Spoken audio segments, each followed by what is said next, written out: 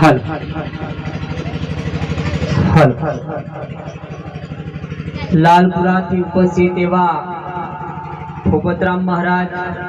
ભોલારામ મહારાજ તેમજ આપણા વિસ્તારના નામી અનામી સંતો તેમજ આજે આપણે સૌ જામસિંગ કાકાને ત્યાં વાસ્તુ પૂજન નિમિત્તે જેમને ઘર બનાવ્યું છે એ ઘરની અંદર સુખ શાંતિ પ્રેમ અને આવેલા મહેમાનોનું હર હંમેશા માટે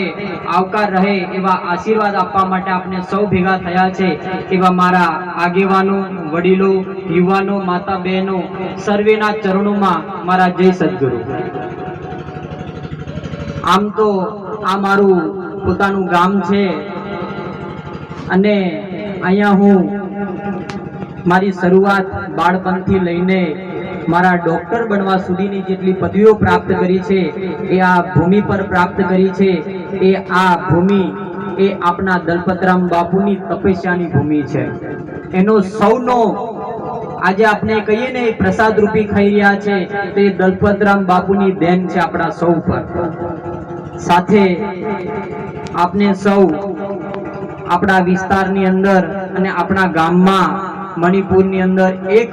ઘરનો નવો ઉમેરો થયો છે એ માટે જમસિંગ કાકાને આપણે સૌ એમના પરિવારને તાળીઓથી ગડગડાટ વધાવીએ કે એ આપણા ગામની અંદર એક ઘર નહીં, આપણું પરિવારનો એક માણસનો ઉમેરો થયો છે। તો હું એવી આશા રાખું છું, ભલે હું ભૂગંબા રહેતો હોય, ભલે મારી પાસે સમય ઓછો હોય, કદાચ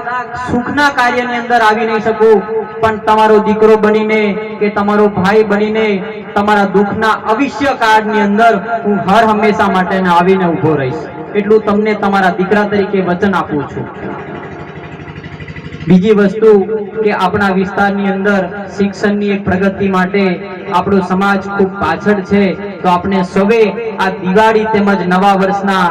એક ભાગરૂપે આપણે સૌએ એક વચન લેવાનું છે ગુરુના સાક્ષીએ કે આપણે સૌ આપણા બાળકોને ખૂબ ભણાવીશું, ખૂબ મહેનત કરાવીશું, 2 ટાઈમની જગ્યા પર 1 ટાઈમ રોટલો ખાવીશું, પણ આપણા છોકરાને આપણે ડોક્ટર બનાવીશું, વકીલ બનાવીશું કે મોટા સાહેબ બનાવીશું, એવું વચન આવા નવા વર્ષે આપણે સૌએ લેવાની જરૂર છે।